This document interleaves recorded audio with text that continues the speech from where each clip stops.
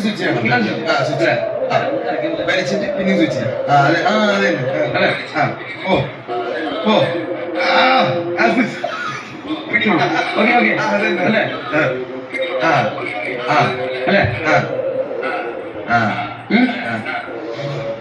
ദൈവമേ എന്റെ കഞ്ഞിയിൽ പാറ്റാൻ നോക്കിയാ കഞ്ഞി പാറ്റിടൂ.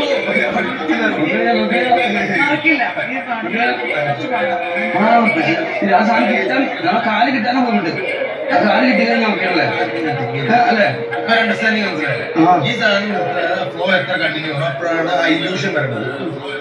ആ ഇല്യൂഷൻ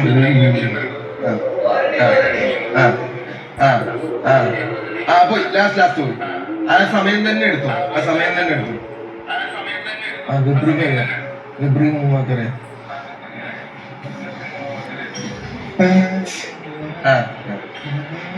മിനി മൂവാക്കർ.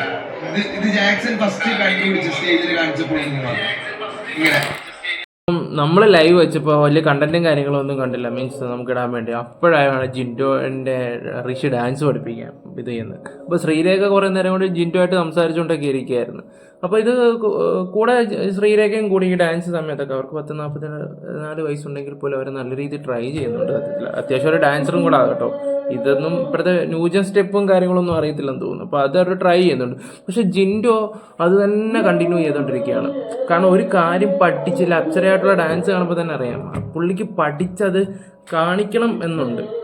പുള്ളി അത് ചെയ്യുകയും ചെയ്യും. നിങ്ങൾ കണ്ടോ? എനിക്ക് തോന്നുന്നില്ല ഇനി അടുത്ത 2 ആഴ്ചക്കുള്ളിൽ ഇത് തന്നെ പുള്ളി വേറെ ലെവലാക്കി കാണിക്കാൻ എനിക്ക് ചാൻസ് കൂടുതലാണെന്നാണ് തോന്നുന്നത്. അപ്പോൾ നമുക്ക് വേറെ കണ്ടന്റും കാര്യങ്ങളൊന്നും ഇല്ലായിരുന്നു. അതാണ് ഞാനിപ്പോൾ ഇതെടുത്തിട്ടത്. പിന്നെ അപ്പോഴത്തേക്ക് ഗബ്രി വന്നിട്ട് നല്ല അടിപൊളിയായിട്ട് പുള്ളിയുടെ രീതി കാണിച്ചു. പിന്നെ അർജുനും നല്ല രീതിയിൽ കാണിക്കുകയൊക്കെ ചെയ്തായിരുന്നു. പക്ഷേ ഇതിൽ എടുത്തു പറയേണ്ട ജിൻഡോയുടെ കാര്യം തന്നെയാണ്. കാരണം ഒരു കാര്യം അറിയത്തില്ലെങ്കിൽ എങ്ങനെയെങ്കിലും അത് പഠിച്ചെടുക്കണം എന്നുള്ളൊരു മൈൻഡാണ് പുള്ളിക്ക്. എവിടെയും കയറി ഗോൾ അടിക്കണം. നല്ല കാര്യം തന്നെ. അപ്പം നമുക്ക് അടുത്ത വീഡിയോ ആയിട്ട് വരാം. ബൈ.